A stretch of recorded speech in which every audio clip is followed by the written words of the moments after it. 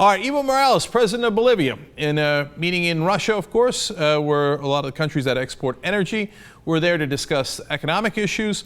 He was asked at the time, hey, would you consider giving asylum to Edward Snowden, who, of course, did the leaks on the NSA here in the United States of America?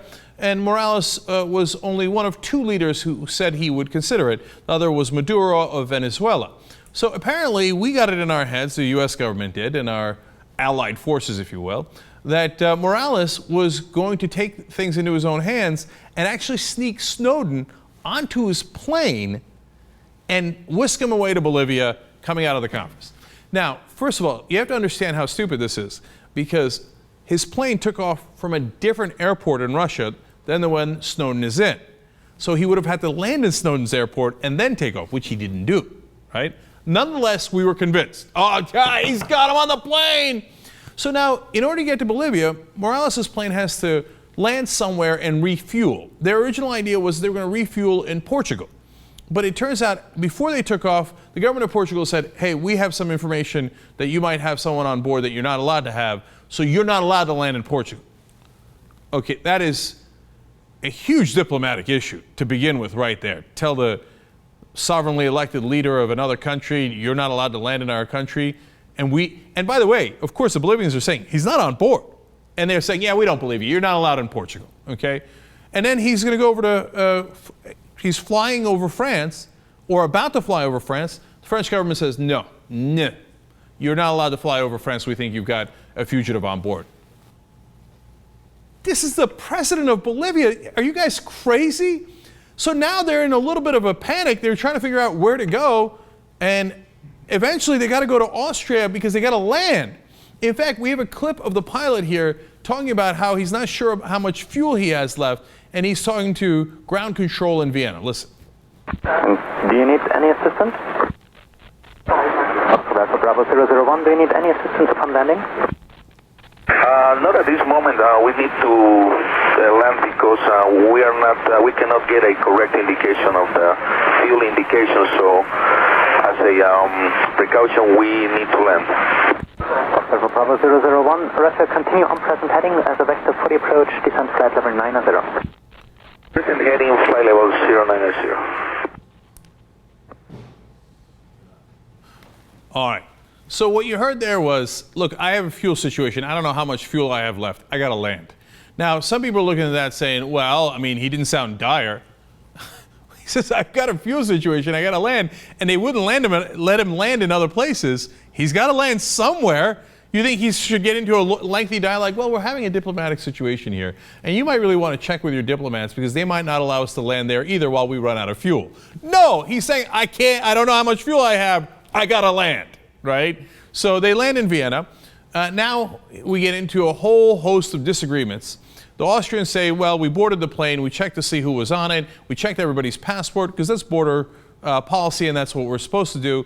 Morales' government is saying, no, this is our plane. We didn't let him check it. They said, in fact, Evo Morales said, I could not permit the plane to be searched because I am not some delinquent and because this is an official plane, the president has inviolable immunity.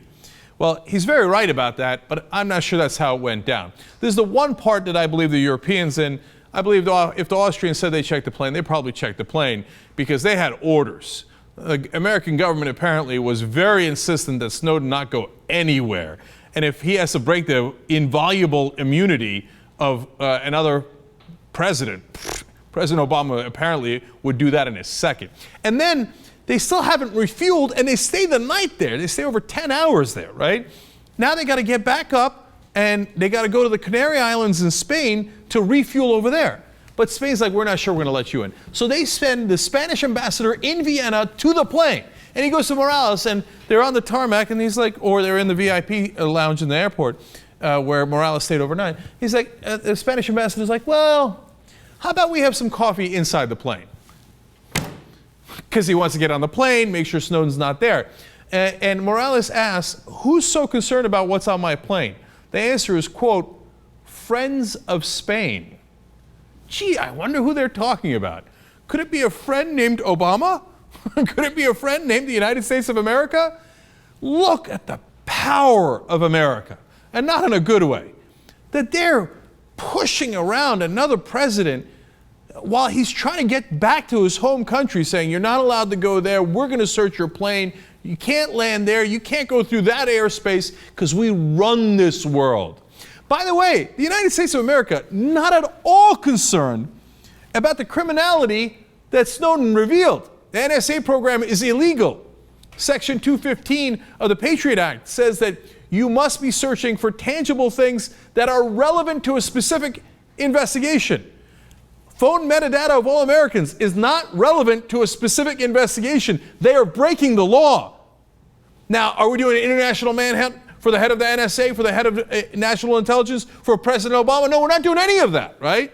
But my God, the guy who revealed the criminal actions of our government, that we need an international manhunt for. And if we got to make sure that a plane of a democratically elected president is brought down and not allowed to go anywhere, well, then that's what we're going to do. Amazing. Now, of course, some of the European governments are backpedaling because this has become an enormous diplomatic problem. Right now, all the Latin American leaders are meeting. They're absolutely outraged by what happened here. Argentina, Venezuela, Ecuador, every one of them saying, what is this? It reminds us of the old colonial days where the West could do whatever they wanted to us. It is an unbelievable breach of diplomacy and how we're supposed to conduct affairs among governments. But America stopped caring about the rule of law so long ago that they think, well, what difference does it make? We break every other kind of law. Why don't we break this kind of, not just law, but certainly how we're supposed to conduct international affairs? So now, as you wonder, well, are the European governments telling the truth? Oh, maybe, Morales is making it up. They had no problems with airspace. Well, here's French President Francois Hollande. He said, as soon as I knew that it was the plane of Bolivia's president, I immediately gave my authorization for the overnight flight. In other words, you did not give authorization before. Now, he's covering his tracks saying, I didn't know the president was on that flight. But obviously, you redirected the flight. The Europeans, French, Portuguese, Spanish, etc., not telling the truth here. Evo Morales, for the large part, appears to be telling the truth. And by the way, Snowden was not on the plane.